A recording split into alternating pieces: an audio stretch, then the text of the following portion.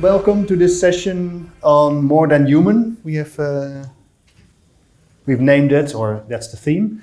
So Elisa and we work together at Delft University of Technology. I started working together with Elisa about 1.5 years ago, something like that, 2 years ago. In this research program, Partnerships in Cities of Things. I will introduce a little bit more in my presentation later what that is and what we do. But one of the things is really thinking about what is the role of the thing in a city that has more agency and more things, and how do we relate to that.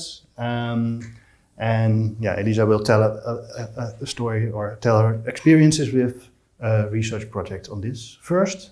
And then I will do another presentation, and we will have a lot of space for discussion in between, afterwards, etc. So I think that should do it. Yeah, just start. Yeah. Absolutely.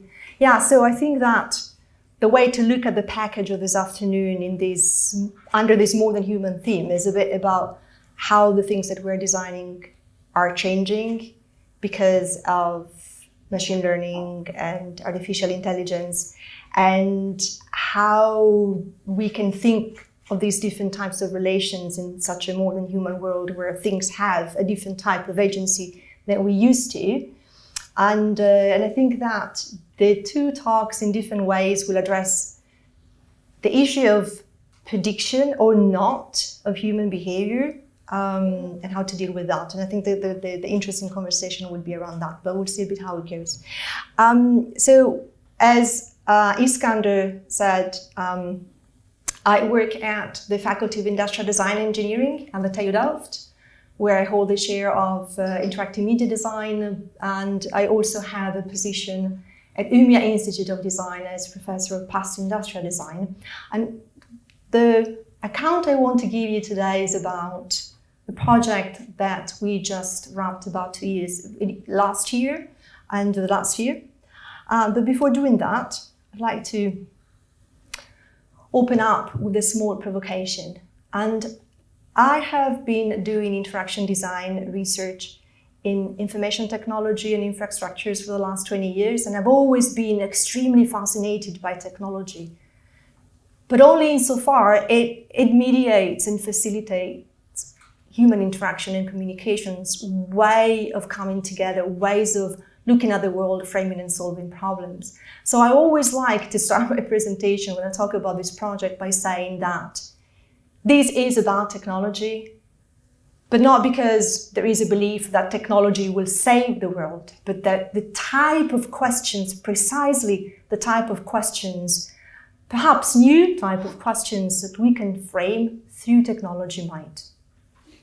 And so it really was with that ethos that about 2 years ago, I initiated this project funded by the Research to Design program of NWO called Resourceful Aging. This is a highly interdisciplinary project that brought together social scientists, computer scientists, designers, design researchers, and professional designers from Philips, together with TU Delft, Avans, and TUE. And the project had the goal to envisioning and designing IoT solutions to empower older people to live longer and more independently. And what you see to the left is the book that, I don't remember if did we bring them? Forgot. At my home. At your home. Let me know, I take it with me. But if you're interested, there is a book that we produced that capture what we have done over those 2 years and the key insights of the project, which is also available online. So on the last slides, you'll see a QR code to be able to access it online. And we're also very proud of the fact that we received a recognition from the European Union because we were awarded an NGA award for Next Generation Internet for the work done by our master student, supervised, of course, by the team in designing connected resources. So very, very happy for that. What I want to do today is to tell you the story of what we did and what we learned from it. And to start with what we did, it's really important to understand that, as I said before, the type of questions, right, that we ask. We entered and pursued innovation for technology targeted, designed for older people, on the grounds of a very positive view of older people, as still very active, very vital, and extremely resourceful in the way in which they complement their aging skills, whether manual or cognitive. Because when we look at older people, and when I say older people, I'm not talking about people in their 80s that are totally in need of care. I'm talking of, well, maybe not the 20, 30 years old here in the room, but all of us starting to age a bit, starting to experience some sort of, ways of coping with maybe forgetting certain things or not being able to jump in the same way. So when we look at that broader growing segment of population, that is so usually referred as third age, the young old, and we look at them as instead frail, passive, and technologically illiterate, which they're not, we're not. Well, these misconceptions about aging often result in a highly, we think, unethical technology push. Because instead of allowing older people to make decisions about how to go with their own life, we delegate to technology what is best and enforce compliance to these decisions that are made by someone else other than the owners of problems, which are the older people. I'm not going to play this video, but there is it's available on Vimeo. It's called Uninvited Guests. And it's a video we commissioned out of a previous project to the design consultancy Superflux, based in London. And some of you might be familiar with it. And it's a beautiful, I think, very powerful example of how, despite our best intentions to do good, we sometimes just miss the point. We don't understand for whom we're actually designing, and we don't understand how is it that we should be designing, particularly with this type of technologies that can be very forceful in the way in which they prescribe a certain lifestyle. And so, because we started on these very positive grounds, this very positive image of older people as still capable and very much imaginative and creative in the way in which they find resourceful solutions in everyday life, we decided that we needed to have as participants in our project not just the older people, but also all of those objects that they use in their everyday life so resourcefully, and that might have insights that would be very difficult to access otherwise. So we decided to include as participants both people and things. And so we used machine learning as part of the design process, as part of the research process, to learn from our participants and from their everyday objects on how resourcefulness can be designed in everyday life. What we thought is that, as I said before, because these practices of resourcefulness are at times quite dispersed and people might not even be aware that they are putting at work this type of strategies, it's very difficult to ask people to talk about those. And it's also very difficult for people to, particularly for older people, to admit that they're doing things in a different way, that they are misusing objects, they're not using them in the way that is normal, that is somehow perhaps even socially accepted. So what we thought is that by including things as participants and then instrumenting them through sensors and using machine learning to detect patterns, that we might perhaps be able to detect, gain access, have a hint into these practices, which would have been otherwise very difficult to observe as a human observer in the field. And so here are some images of the initial ethnographic studies that we conducted together with our human participants to identify what should have been the non-human participants in our study through a series of labeling of the objects. And once we had done these initial field studies, identified, all right, these are going to be our non-human participants, and this is how we're going to instrument them. To bring it all together in the data collection and analysis, we looked for ways to integrate both the human and non-human perspectives. And we really experimented with what these things, these non-human participants could see. And we started to see ourselves as human observers, that there were perspectives that were quite overlooked and often unexpected with respect to the way in which older people were going about their everyday life. And so the type of testimonies that an object, a physical object like this, were able to see once it was included as a participant in the study, were stories such as this one, which is a repurposed magnet that one of our participants used as a way to collect objects that were very small and that she would have had a very difficult time to pick up from a surface when laying flat on that surface. And so it's a very mundane object, but extremely central and crucial to the practice of resourcefulness of one of our participants. Now, what the sensors that we placed on such objects, quite mundane but quite central to these practices, what the sensors saw instead was something more like what you see in this slide, which are instances of use. And these are very useful for detecting deviations from the norm.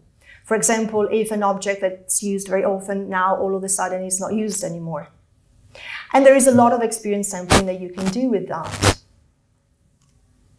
But what the machine learning algorithms that we created to process those type of data, what they saw instead were clusters of objects that are often used together.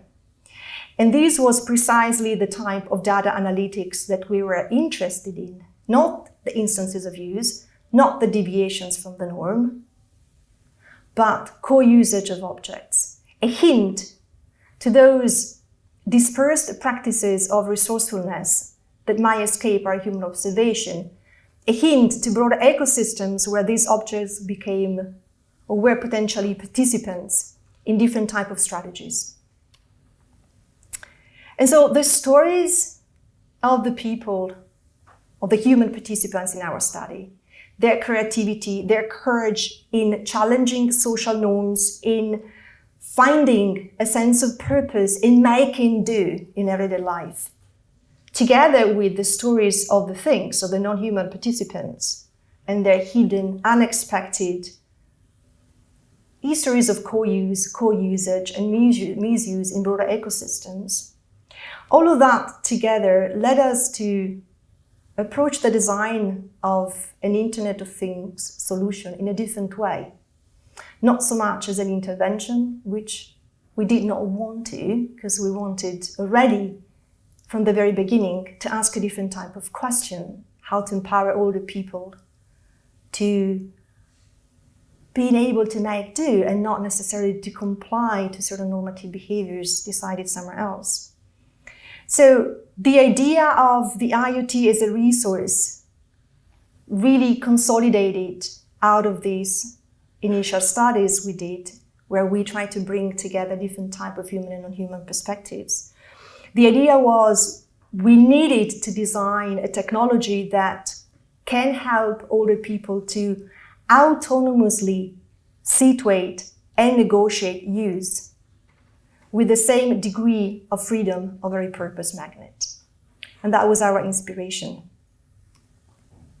So what we did, First, we created a set of 80 cards for design ideation called resourceful repertoire, where we categorized the different type of materials that we observed in the field. There were a lot of domestic objects, but there was also a lot of digital technology in our participants' homes, where we categorized also both the physical and the digital affordances of such objects that we deemed critical to the way in which they lend themselves to resourcefulness, to reuse, repurpose, and hacking. And also the different strategies of resourcefulness that we observed being put in place, being at work in these homes, together as well with some considerations that came out of what is it that we could detect, what is it that we could facilitate through machine learning. And we brought all of that together in this ideation card set. And out of that, what we did in the first iteration was to create a set of prototypes, very simple, sort of open-ended design across the physical and the digital, that, however, in this first iteration really were meant to reinforce what we had observed as existing practices. And we observed some practices and we wanted to have a set of prototypes that could reinforce them, that could facilitate them. But it was at that point when we brought those prototypes back to our participants and we engaged in co-design sessions that we realized that if we really wanted to understand how open these designs could be, what their dimensions, we call them, of openness and variety should be, then we should understand better what resourcefulness is. And we felt we did not have fully understood it. And we had to translate it in design principles. So we went on with further studies into how these dimensions of openness and resourcefulness can really open up strategies of resourcefulness, and not only how the prototypes could support existing practices. But at that point, I think the biggest insight for us was that we realized that there was another way to capitalize on machine learning and on the generative role of machine learning. So to use it not just as a material in the design research process to generate insights, but that we could have used it to open up further possibilities, further strategies of resourcefulness, and as a facilitator for unforeseen practices in the final product. As we positioned technology as a resource and we deepened our thinking into the affordances and configurability of our designs and started to think of a different role for machine learning, what we did in the second iteration was to design a family of recombinant sensors and actuators called connected resources, where you have 4 elements: the messaging bell, linking frame, lighting clip, and navigating compass, which can be used in isolation but can be combined. And when you combine them, they can either become input or output, and somehow mimic in the form and in the affordances the type of paper clips and rubber bands that lend themselves so well to resourcefulness. So we worked on in this way, recombinatorial way for the product. And then for the service, we started to look into how these connected resources could begin to learn from each other and reflect back to older people their practices, their strategies, and in doing so, encourage older people in turn to learn from each other and explore new configurations. So, in connected resources, machine learning is not at work to help the designer figure out what to design or what better service to provide. It's not for optimizing, it's not for providing a final solution. Machine learning is at work here to enable and empower older people to improvise new strategies and learn from each other what it means to live independently. And what we saw in the interviews that we conducted at the end was very much, and there is so much work that it would need to be done at this point to further develop the service. Curiously enough, this improvisation was so important to them. But even the social norming that goes with it is crucial. So it wasn't so much perhaps finding inspiration for trying something out that is new. Oftentimes it was to be able to see what other older people were doing, their combinations, their strategies, and be comforted in the fact that it's okay, even if it's not normal to do something like that, even if it's not normal or supposedly not socially acceptable to use the couch to give your grandkids a snack just to keep them quiet. Other people do it too, so it's okay. I'm not doing anything wrong. I'm just grandparenting here. So this idea of using machine learning not to predict but to improvise was a big change of mindset for us. And so this shift from designing interventions where you predict all possible situations, try to detect deviations from the norm so that you can predict uses or adjustments to those deviations. That shift from that to designing resources implied for us moving from this idea of solving problems from those that do not own them to instead supporting other people's everyday strategies of resourcefulness, their own way of making do, their own expertise as owners of problems. And for us, this idea of focusing on resourcefulness really opened up a design space for interactions between people and things that invite older people creative engagement with the materials, but also with the social norms around those appropriations without pushing technology onto them. So what you see in this scenario is a very simple hacking of a door and a cup. What the lady is doing is to use the messaging bell as an input to detect a knock on the door or the ring of the bell because her hearing is not that good. But it's not that bad to use an assistive technology. Be clear, she would never do that because she's not old, she's young. She can do a lot of other things, so she's not wanna be stigmatized like that. But hacking the door gives a lot of purpose, makes her feel very skilled. So she's gonna hack the door, put that in combination. She first, of course, creates a combination between the bell and the clip. And so once the knock or the ring is there and the bell detects it, the clip will light up.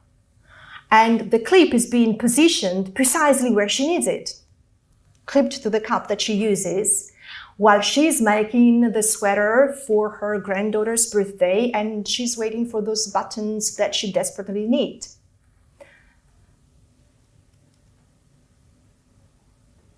And there are many reasons to go for something like that. And one, of course, is that circumstances of use always change. And particularly as people age, competencies and skills change.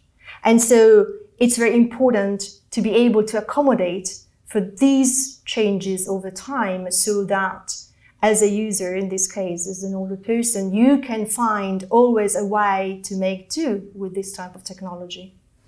But the biggest insight for us was that what we realized is that our participants wanted to be independent, all right? But they didn't want to be just independent from their loved ones, not being a burden, for their grandchildren or for their children. They wanted to be independent from technology. One of our participants said something one day that was really, in its simplicity, so mind-blowing. She said, I don't want the technology to remember for me. I want the technology to tell me to look at the calendar, and I will remember. So that negotiation of the level of dependency from technology. It's something that we owe to our users, and particularly to this target group. And now what we learned. Traditionally, the machine learning field has focused on classification problems, and that is very important in fields such as the medical domain or healthcare, right? Where you need to be very accurate in order to automate a process. But the type of generative models and adversarial networks that we looked into, that our machine learning expert looked into for this project, are answering a different type of question, trying to find out these practices, these strategies, which were unknown at the beginning. We did not know what was the deviation or the outlier. We wanted to find out something that we didn't know, and it was very difficult for the machine learning expert to work with us in this way. So we went for unsupervised, machine learning and a different type of questions, which were in a way very similar to how we were sorting the photos out of our ethnographic field studies. Because it is quite difficult for a human observer, a human ethnographer, to see patterns at a large scale, right? But at the same time, it's also very difficult for a machine and for the computer scientist that writes the model, the code, to see which of these patterns are meaningful. So we try to loop ethnography and machine learning.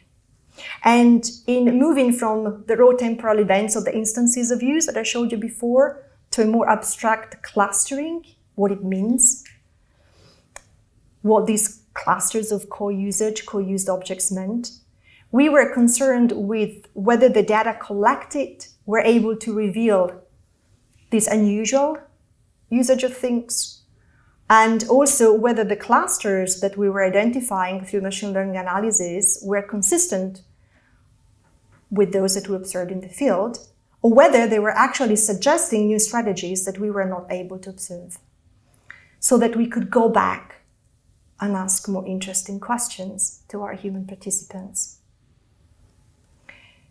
And so one key insight for us out of this project is that machine learning does not necessarily have to provide answers.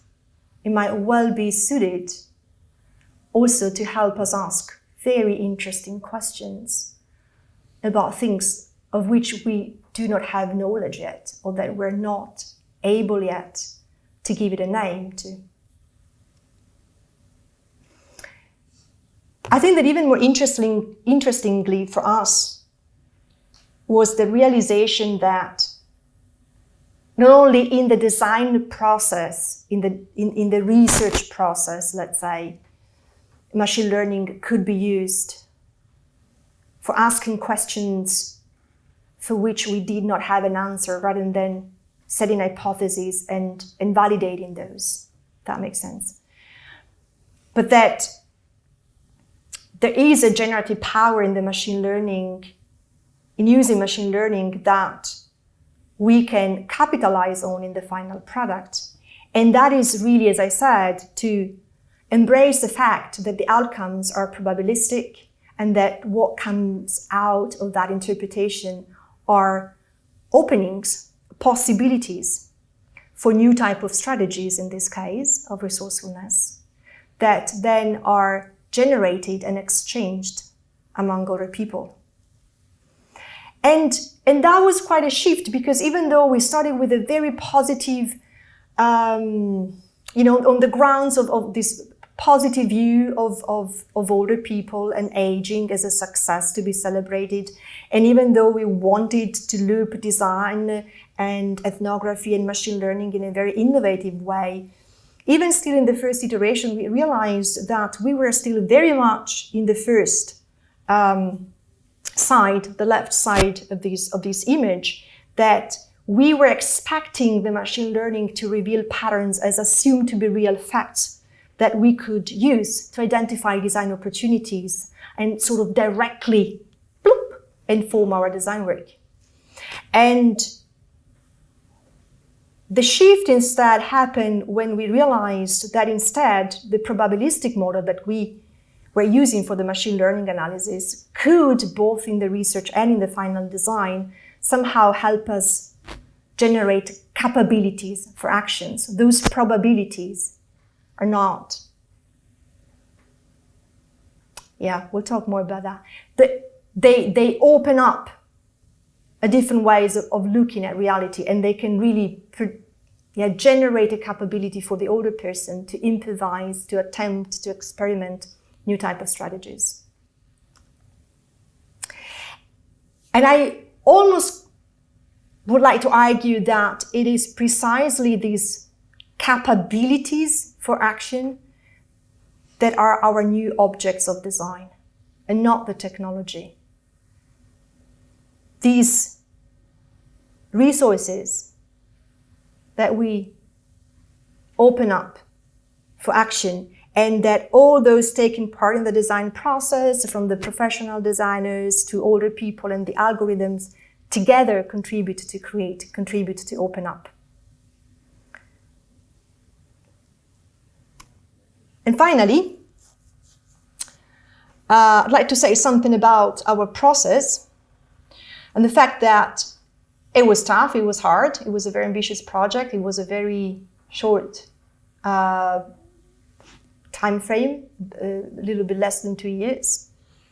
And in a way, I'm happy that we bumped into so many hurdles and barriers, because it really helped us be more creative and have a completely different approach to machine learning.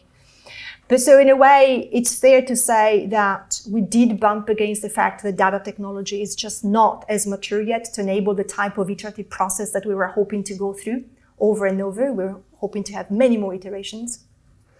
But what I think that we actually bumped against is the fact that machine learning, ethnographic work, and design experimentation have very different speeds and very different accelerations, and they just cannot be aligned and looped iteratively in the way expected by a more traditional user-centered design process, because we just could not wait for each other to make progress.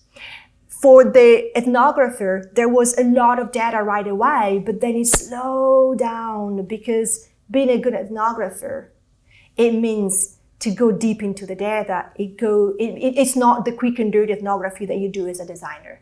It's really being sensitive to your participants, is understanding, going back to them, is diving into those data, smelling them. For the machine learning expert, it was impossible even to start. I want data, and I want this quality of data because I have no idea what you want to do. So it was really slow. But then the data came in, and then it was fast.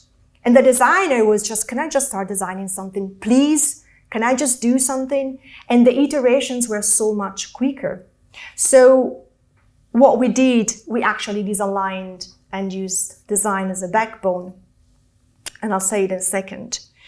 We really realized that there are these different disciplinary speeds, and it's not just a matter of technicality, building up the infrastructure or having it already. It's just that you need to start thinking of iteration in a more skewed way. And you need to have a backbone, and maybe I'm biased here, which is a design backbone, that because of its nature is, to some extent by default, more porous and more accommodating. It can contract and expand in a way that other disciplines cannot. And by keeping that in the lead, we were able to craft a process where insights coming from machine learning and coming from ethnography at any point in time could have had an impact on the design.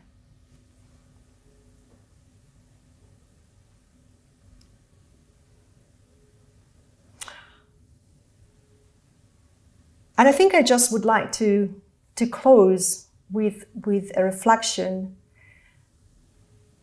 which is sort of a meta-reflection on this project we engaged over the last 2 years. And this is about the fact that designing, even in the age of the Internet of Things, or artificial intelligence for what matters, is still about asking questions, the type of questions we ask, the type of framings we bring with us in the way in which we work with these technologies. It's about making sense, it's about proposing. And so there is really no evidence in the data per se. It all depends where you place the sensors, what kind of algorithms you're going to craft, what kind of model you're going to use. I get really upset when my students tell me the data told me. Well, the data didn't really tell you anything. But there can be meaning in how people and things are connected to each other. And we can use these technologies to understand this type of relations. But for that, I really would like to argue that we need a new type of design practice. One where we learn to work together from different disciplines in a way that is somehow a bit more transdisciplinary, and that also make us more humble rather than more biased, so that we can use these technologies to open up new types of solutions and to also question our initial assumptions by integrating different kinds of perspectives that are both human and non-human. Rather than assuming that these non-human perspectives have some kind of truth, and in the end, just embedding our own biases into that. Thank you.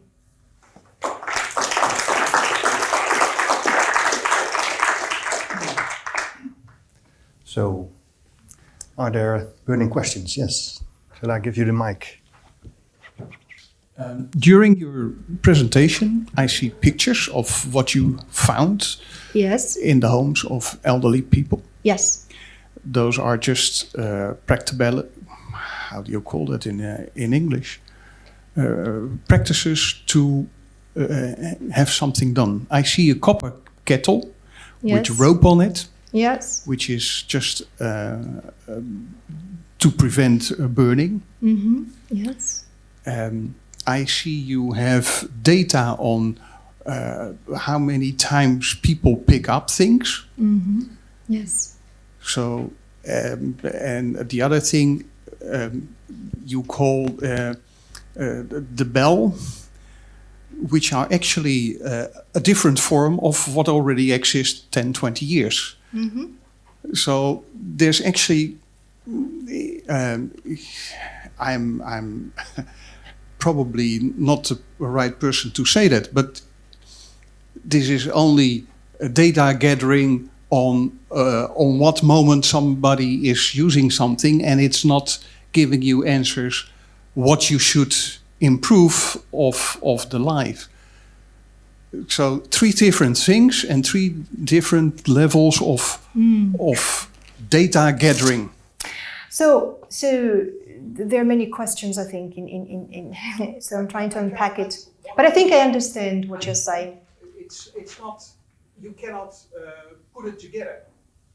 If you want to solve problems for elderly people. Well, but that's precisely the point. I don't want to solve their problem because they're capable enough to know what kind of strategies to put in place.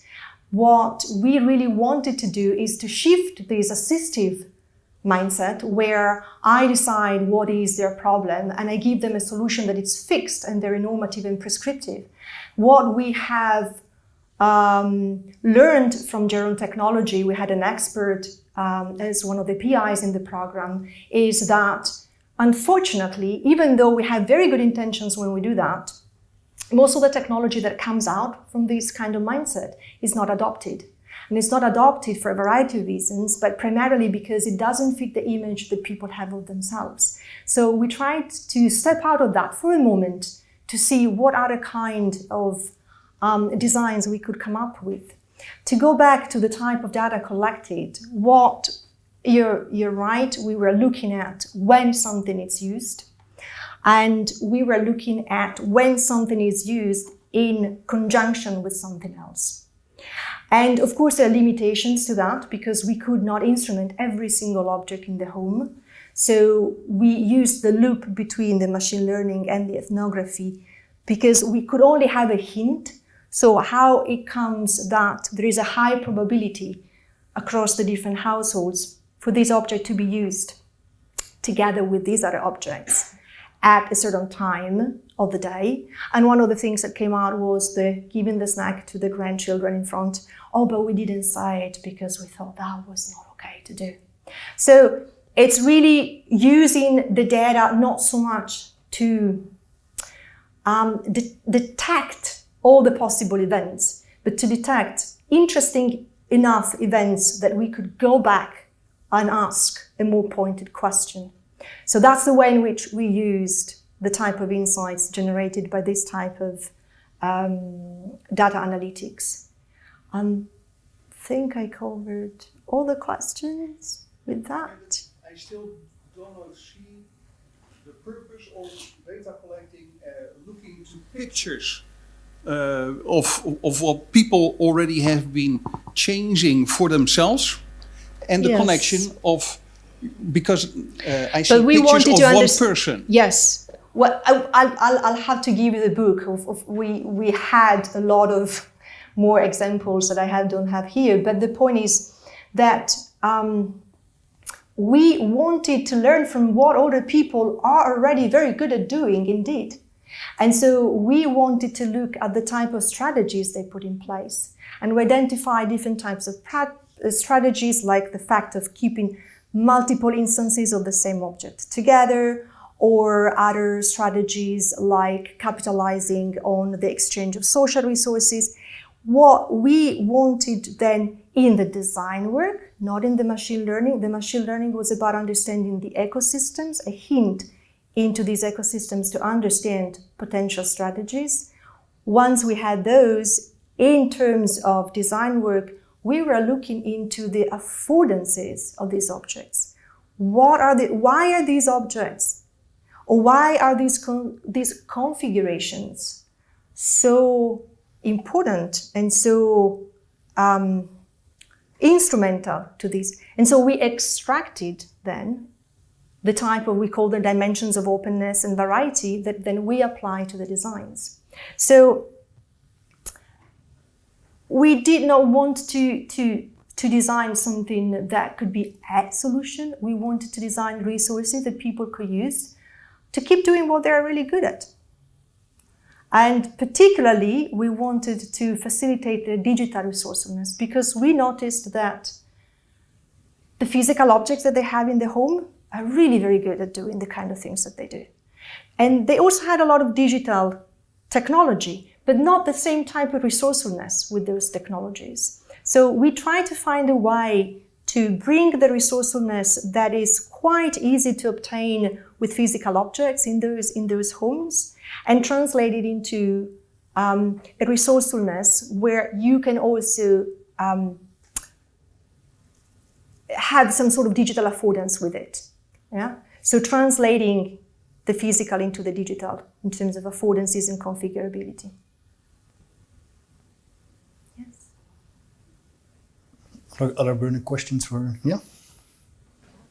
Sure, yeah. Well, thanks. Yeah, I have a question. You made in the project use of the resourcefulness of the older people. Yep. Did you consider letting the older people interact in some way with the data or the machine learning? Mm-hmm. And do you think, or maybe you did it and I missed it, and is that easy or difficult? What is needed to do that? Yeah. So we did it because the data and the machine learning analysis came in quite late. We did it at the end. It was surprisingly quite easy for them to make sense of those data. But that in the design process and reflection. So that was in the loop of bringing back the data with some hints about what we saw were interesting patterns, and then asking them questions, and then we're being able to recognize those patterns. What it would be interesting is if then you were to fully develop the service, to see how they would engage with that. And for that, of course, the type of data visualization that you would provide is really critical. But we didn't get to that. So we didn't bring the visualizations back.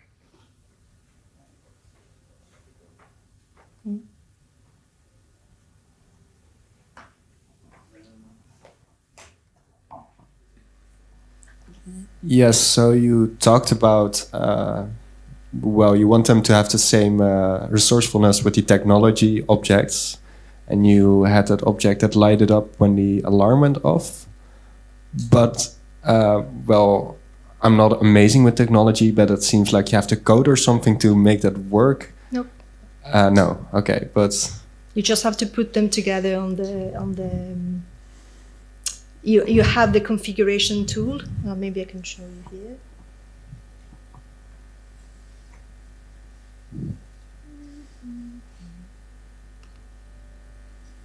You see the last image of the fourth in the first. So on your tablet, you do the configuration just by saying combine this with that, and that's it. Nice.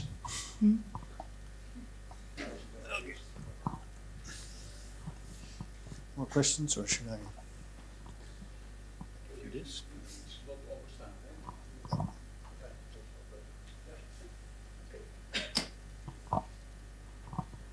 But in the same way, if you use an open API, there's if this then that, you can combine different services together. So it's not been implemented, but it's not impossible. So thank you for sharing your insights. I was most intrigued by sort of the conclusion that you made, that there are similarities and dissimilarities between machine learning, designing, and ethnographics. Yes. And particularly in acceleration and speed. Are those the only two dimensions you would compare those three approaches? Or what kind of similarities and dissimilarities are you omitting in that picture? Actually, I think that's what I want to ask. It's a very good question. To be honest, I haven't thought of the similarities in terms of process. What we observed was really this kind of disalignment that makes a lot of the way in which we usually work within multidisciplinary teams difficult. And I had quite a few conversations both at Philips and other companies that deal with the same problem. And the fact that usually you do this piece and then you do that piece and then you do that piece and then we bring it together. And it was just not possible. So the fact that I think that recognizing that you need to perhaps embrace that disalignment, that the timing when insights might come in is not something you can wait for, that you need a different type of backbone in the process that can expand and contract a bit and that can be crafted for those different type of insights to come in at different points in time, was quite interesting for us because we had to do it. It's interesting because we realized that if we kept waiting for each other, we would have never done anything. And so we at some point, I intentionally said, okay, we just disalign, but we take a backbone here and it's a design work. And because there was a lot of interaction going on between the postdocs in machine learning, design research, and social and the ethnography, there was also a lot of undocumented knowledge exchange that supported that. So that is something that we're quite interested in analyzing a little bit more, also because the same kind has been reported by colleagues working in companies. So we want to try putting together insights from different projects to understand really what you were asking, what's going on here and how differently can you think of interactions or how different can you think in terms of alignments. in a process like this. Yes, there's a lot of discussion about, yesterday in Philips, I was hearing, because we need to sort of learn each other language and have a different attitude as professionals. And I think, yes, okay, it's true, that you might want to expect a machine learning expert to be a little bit softer, or that you want to have the designer a little bit harder. But I don't think that's the point. I think that you need a different type of process. And that's an interesting, something interesting to look into. Yeah, probably taking into account different ways of knowing, like design the way of knowing. Yeah. These kind of where you always, it's certainly not the language. Yeah. Maybe it's even more than process. Maybe it's even ontology and epistemology that. It starts from there and it translates into practice. And I think that as long as we expect each of us in these disciplines to become something else, it won't work. That you need to capitalize on these, and even on the possible clashes, but then you need to find a way for the process or for the practice to accommodate them. And I don't think we know yet how to do it. Including the knowledge spillovers. Yeah, and all the very tacit way, osmosis almost. Yes? For me, my final question, how many elderly people you have been, how many elderly people you have been following what their daily routine was? Yeah, in this case, 6. 6. Yes, and we were hoping for 16, to be honest, which is still a very small number. But we had to build the infrastructure completely from scratch. Mm-hmm. And that was for us a really big bottleneck. Okay. Then my second question on top of that is of how many different ethnicities. So I see a white lady, yes. But did you have also elderly people from Suriname, for instance? We did not. No. Not out of choice. Only white? We only had, white and I think Dutch.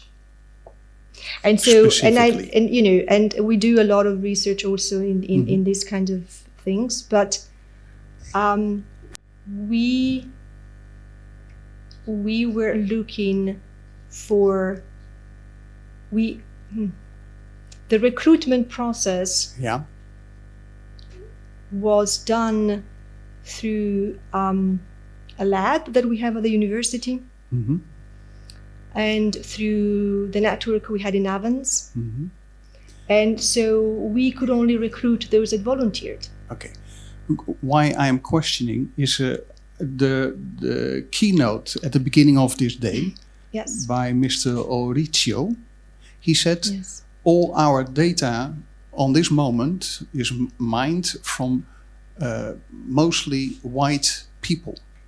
So by the face recognition software which is developed is actually 100% with all the yes. white population of this world, but not of other colored people.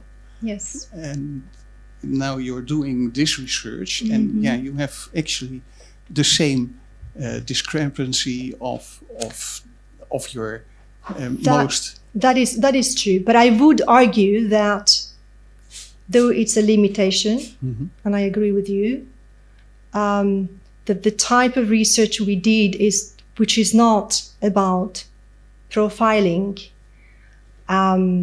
has, I would say, potentially less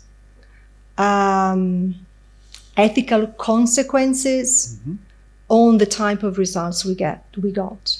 So I'm not saying that it does not have any, but I'm saying that developing an algorithm for facial recognition that's based only on white people is very different than developing a system that is meant to enable people to take ownership of the way in which the technology can be used. Okay, thank you. Right. Shall we? Yeah, I don't know. Okay, it's good discussions, always good, I think.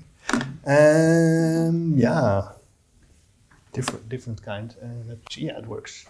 So maybe it's kind of there's an overlap. There's a follow-up. There's a step back. I don't know. We'll see. It's an interesting discussion. What I want to share with you is my first steps in this research about designing things that predict. So yeah, it's really in line, of course, with the work that Elisa does, because it's also connected.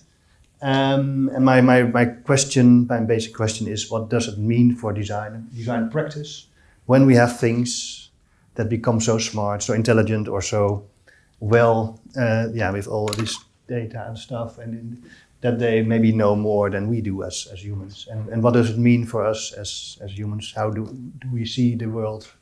How does it change our world view?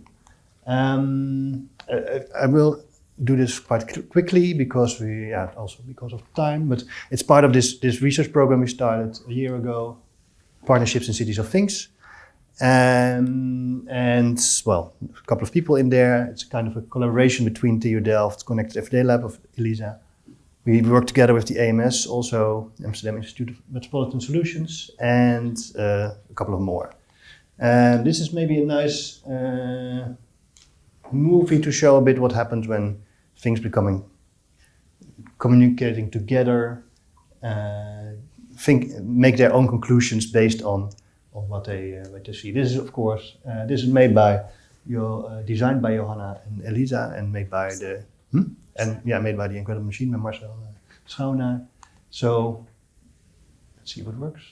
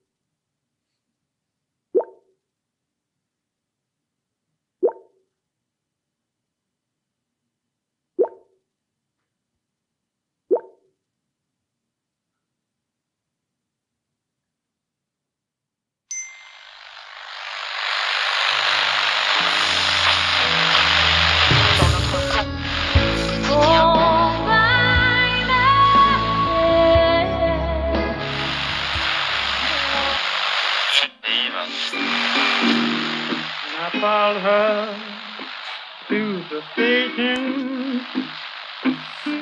with my suitcase in my hand. The guy that makes the movie, also Marcel. But yeah, so what happens when these things will become connected, draw their own conclusions and stuff, etc. Interesting question framing for this thinking.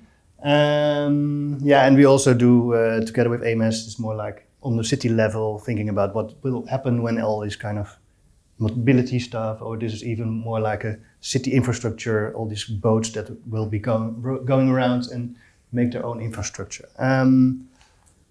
We have a lab with some graduation students. I won't go too deep into that, but they have been looking in the first things, like we frame it also as things as citizens. So things become part of it. You see here this is from a graduation student we had last year, Louise, who made a kind of if there are air purifying things that come around to the city, how do we live together with that? And she made a nice model. She translated to a democratic model. How do we interact with things and the citizens' requirements? And another student really looked more like the design fiction, the future of cities, and what happens when mobility will change and we don't have any the whole governance model, very interesting, hinting specific futures. It's an old project on its own.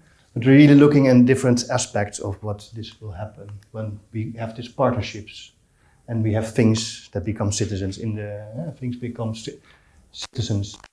So Maria Lucci, who's been postdoc, had made this ideation kit we used on several locations, on border sessions and things gone to look into what it means also for governance models. And we made some future scenarios where we look into how we will live together with different types of citizens. So that's all part of the introduction, what we do in this partnership Cities of Things. And what I'm really looking into in this case, what happens when things become more intelligent and knows more than you have,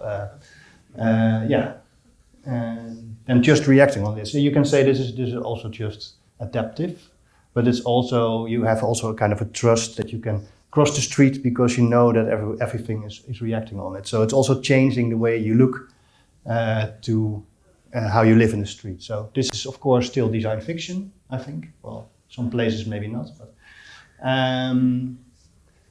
but how does these kind of things change the way we live in our cities?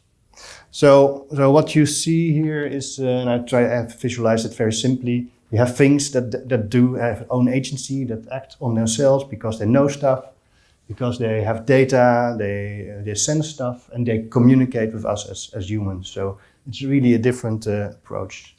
And it's really also, they have a kind of a social way of behaving. So they start to make kind of a connection with us. They have kind of a social contracts with us. And the cities is one of the cities of things that we say is a new way of phrasing the smart city.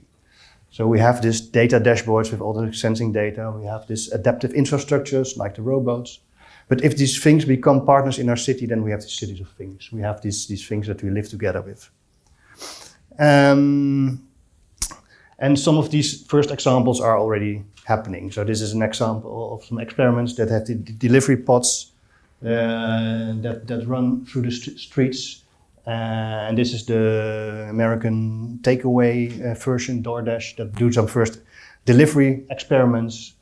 And you have some guys now that try to rob those things and try to break them open and also try to understand what happens when you interact with these things. So that's what I think is interesting. What will happen in these interactions also, because there is a lot of information they know about that happens. And of course, there's a lot about governance and regulations. In Arizona, they have rules already that these guys have the same rights as pedestrians on the street. And on the other hand, people are trying to break them and see what happens there. So there's a lot of also that kind of discussions. So that is an introduction on what will happen when we live together with these things. And to zoom a bit more into these kind of things, what will be different in these kind of things. We know this kind of new intelligent stuff, and I like to use the example of a project I did at TU Delft before I started this with a graduation student on an intelligent barbecue, a helpful barbecue. So if you're not really the master of the barbecue, but you want to be the master, you can have this barbecue that helps you make the perfect meat or something else. And we really analyzed, of course, how barbecue works, but also what kind of tools you need and what kind of data flows are there. And he came up that there are a couple of, or two or three things that you have to measure to get a kind of a progress bar of when you have to get your meat off the barbecue or other stuff. He really prototyped this. It was a nice process. So we really make the barbecue and try to understand what happens. It was another thing. So you have these 3 measuring points, and then it turns into a kind of progress bars that really anticipated when you have to get your meat off the barbecue. And this is the main part of his product. It's kind of hourglass that gives a kind of indication when your food is ready. But it doesn't do an exact advice. It gives more like an indication based on these parameters, but you can adapt it to yourself by turning it around at the moment that you really think it's okay. And then it's starting to learn from your behavior. So it becomes a personal product, becomes your own product. So after you have to leave the meat to rest. And what we did afterwards, we make a little machine learning algorithm that tries to capture all the different data from different barbecues and try to make a kind of prediction for the thing that you buy in the future. So this is not a nice picture. It was more like a working demo. But the whole idea is that every time you buy a new barbecue set in the shop, you get a smarter or more intelligent and more precise barbecue. So that's interesting what's happening there, I think. So these products are changing. They're becoming more like intelligent things. They become also a platform for other services, and we are starting to have a conversation with them. So last year a book came out from Redstrom and Heather Wilson, Johan Redstrom, about changing things, they call it. It's a kind of an interesting way to phrase what a thing is now. It's really a kind of a combination of this physical and digital stuff, and really more like a changing object that all the time is changing in time. So it's more like a state in a continuous development of a thing, and I think that's a very inspiring way to look at how things will develop. And with these machine learning things, and what we should also talk with Elisa, what will happen is that these changing things can also predict our future use, maybe what will happen in the future. So that's what I'm looking into, things that can predict. This is a very old barometer that predicts the weather. A lot is said about predictions is about the weather. But what I think interesting here is that when you look to a service that you are using, you are thinking about what will happen when you use it. If it's a dumb product, you start using it and you expect a certain behavior. You can visualize it, you have a kind of a mental model of a thing that will happen, and you base that also on things that happened in the past. Now with all these smart products and digital products, we will have these digital twins, more like things that are in the cloud, things that all happened before, and it can be connected to this mental model. You will use that in your mental model, and especially when the product becomes more complex and becomes connected to the system, it really becomes more like it can predict more what it will do and how it will start to behave. And in the end, and that's the interesting part, of course, is that it not. There's a slight difference here between the two images, but in the first time you start your own interaction as a user, but maybe in the future it will turn around and you will be the thing started is behavior. A little black and white, but it's more like the idea. So it starts taking decisions for you. So I'm really looking into what is predictions, how will it look like, and of course designing is also trying to do predictions all the time. And we always live with predictions. So in that sense, it's not really new, but it's really new how these things know more even than we knew. So you can look into different type of predictions, more like really prophecy. Someone else is trying to predict something that's really more like intuitive, not really fact-based or foretelling, or it's more like from yourself and stuff. And you can also put a thing on it if you say, move that one. But if you, you can put some technical things like predictive profiling and predictive analytics. Well, this is really a thing that's really in development still. But I'm really looking into this kind of concept. What does it mean that when we are predicting this? And I'd like to take the step a little bit to what I was telling about. What will happen to the relation we have with the world? So you probably know, and this is an interesting image. You know maybe how you use the buienradar, and you think, well, it's not raining outside, because my device is saying that it's not it's dry outside, so I can go outside. But in the meantime, it's raining. So who do you believe? Well, this is quite clear. But this is what will happen maybe more. This thing can start predict, and we start to have a kind of relation with the reality based on these things. And what I like to use here is a kind of a model from Don Idy and Peter Paul Verbeek, who were telling how technology is mediating our reality. So this is a very short clip explaining a bit about that. Sounds? Yeah. No. There's no sound. That doesn't make sense then.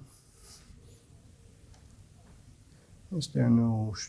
Let me just check. Otherwise, I will just tell it. But strange. Yeah, should be. How to understand the relations between humans and technologies. It seems obvious to make a radical Technology. How to understand the relations between humans and technologies. It seems obvious to make a radical split between human subjects on the one hand and technological objects on the other. Humans have freedom, intentions, and try to understand the world, while things are mute and passive, objects to be used or studied. But this separation of humans and technologies leads us astray if we want to understand the role of technologies in society and our everyday lives. Typically, technologies are not our world, but rather connect us to the world. When we use them, they help to shape our relations to our environment. A smartphone, for instance, is not just an object that we interact with. It connects us to other people, to the news, to theaters and restaurants, to our work. It is not a neutral tool, but it organizes how we perceive and experience things and how we behave. It distracts us and unites us. It brings new norms and etiquette. And it changes friendships and love relationships. In doing so, technologies are not even just in the middle, between humans and their world. In fact, they help to shape who we are and what the world is for us. Smartphones change how attentive we are as discussion partners, and sonograms change the fetus into a potential patient. This is what can be called technological mediation. How do technologies do this? The North American philosopher Don Idy has investigated how technologies play a role in human-world relations, ranging from being embodied, we do not look at our glasses, but rather through them, and being read. The thermometer indicates a temperature by showing you a number that you have to interpret. And being interacted with, you interact with an ATM to get money. To being at the background, the lights and heating systems in a house which you are typically not aware of when they function properly. Many recent technologies, however, do not fit completely in one of these four categories. There are configurations of humans and technologies that are more intimate than embodiment, while others have a more powerful contextual influence than being just a background. Okay, this I stopped the movie here. It goes a little bit further, but this is Peter Paul Verbeek. You already hear them talk about this. So what I think it's interesting to think about is predictive relations are this new part of how technology mediates our world. So when things start to predict these outcomes, it give you insights in the future, in the feed forward in the future. And this will be especially more important when things become very complex and not understandable that automatically anymore. So if we don't understand things anymore because they're so complex, we need these predictions to understand these. But by adding these predictions, these predictions will also define how we understand our world. So that's a bit the whole idea. So there will be a shift continuously between the simulation and the now of what we do. And to illustrate it a bit, maybe you can already think about what happens when you drive your self-driving car. This is from a Tesla, and you see what the car is seeing. So the simulation, what he's making, is defining the reality, what you're doing. So there's a kind of interesting, what's happening there, and you can imagine. And there was also some movie a year ago maybe that the car was seeing a collision before you can see it yourself, and so that kind of shifts are happening already. And also, what happens with agency? When we do this, when we transform this agency towards these kind of systems. Also to keep in the autonomous car thing. This is a project from a student a couple of years ago, but I thought it very interesting. You put your hand on this device, and it tries to signal what this car is doing or start to do. So you can still interrupt, but it's try to predict and try to see what's going to do. So yeah, that's an interesting way of looking at it. So maybe to get a little bit back to the resourceful thinking also. What I'm doing now is try to understand what this means for designers and for design practices. So I start doing some interviews with designers, and one of them was telling how he thinks that instead of doing all this data-driven scenario thinking, you should really try to use tools and stuff to break them and to use that to make a forecast for the future. It's a bit, you can discuss what it really means, but more in general, it's really looking into. And that's one of the things, all these kind of tools of what is the future, how are you going to shape that? So it's really in the beginning, and I'm really looking into all these kind of things. So I don't have an answer to this question yet. What will be these predictive relations means, but I think it's really an important one. And I'm really hoping to have these discussions with you, with others, to see how this new design space, where we have on one hand, our actions define the profile, define these machine learning predictions, but we also are influenced by them. So there's a really interesting way that this balance is happening, and I think there's a lot to do for designers to understand what's happening. So to close off, this nice guy. Maybe you know this movie. It's kind of old, but. There are reports that there is no evidence of a direct link between Baghdad and some of these terrorist organizations. There are known knowns. There are things we know. We also know there are known unknowns. That is to say, we know there are some things we do not know. But there are also unknown unknowns. The ones we don't know, we don't know. So maybe for the future of this, maybe there are also unknown knowns, the things that we don't know that are unknown, whatever, something like that. So thank you, and I hope you have some interesting insights also for me for this research. Yeah.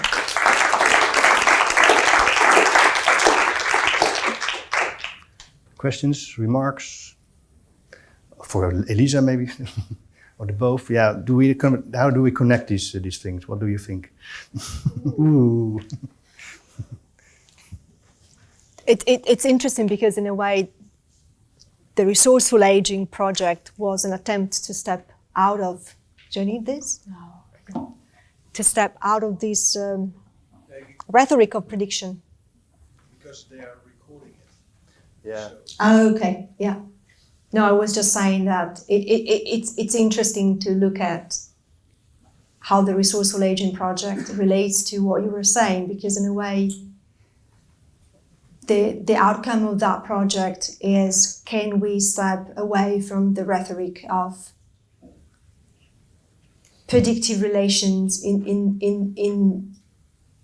intended as ways for the system to anticipate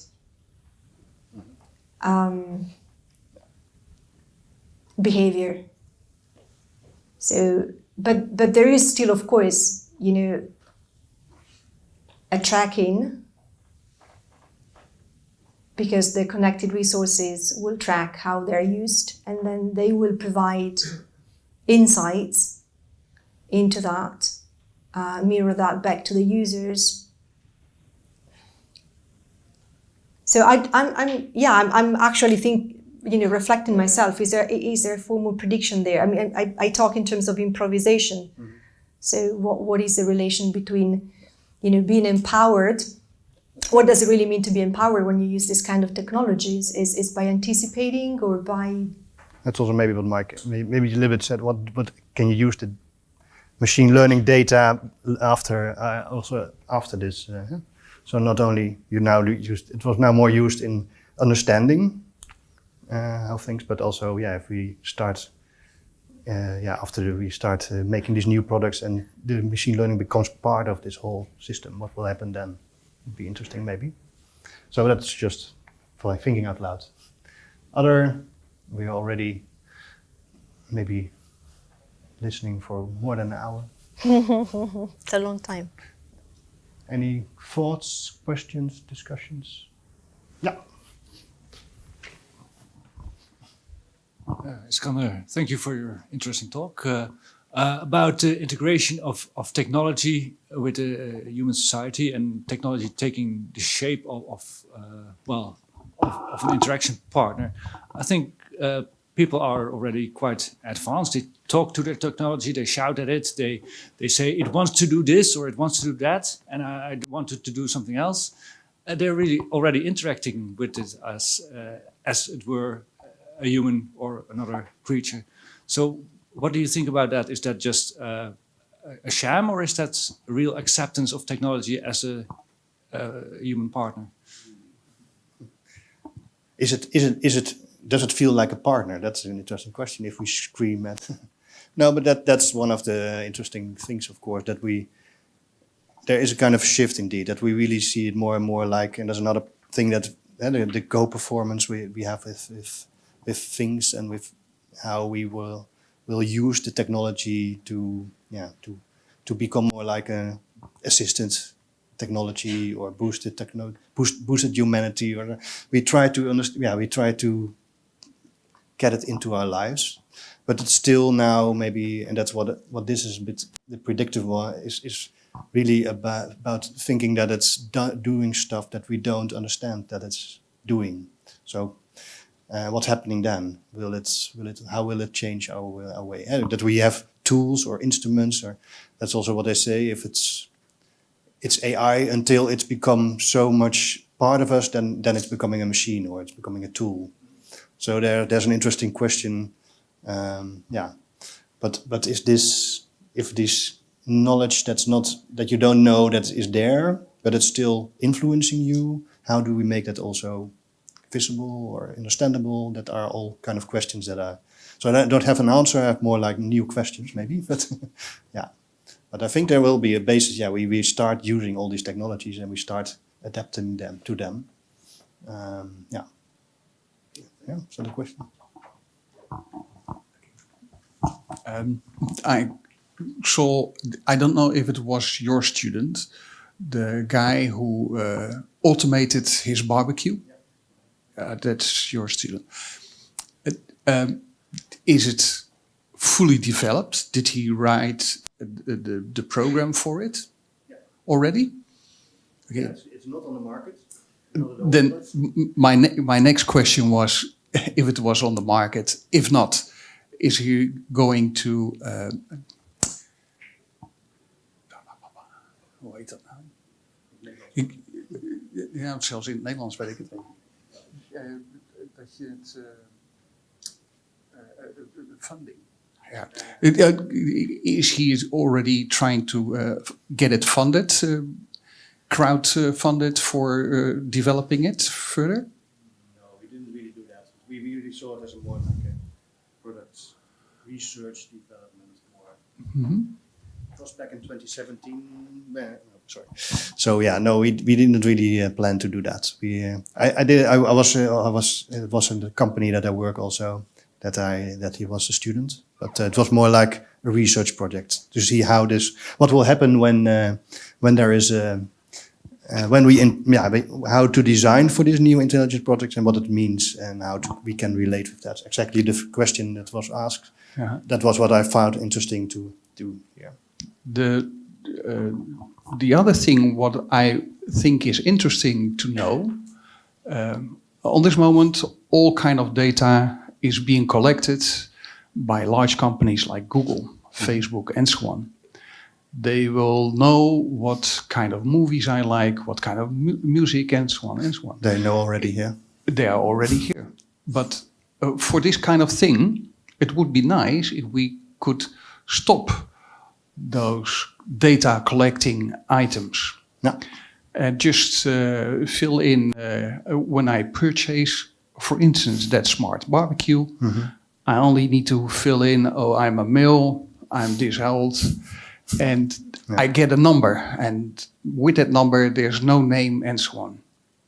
And still get parts replenished or serviced when it is broken down.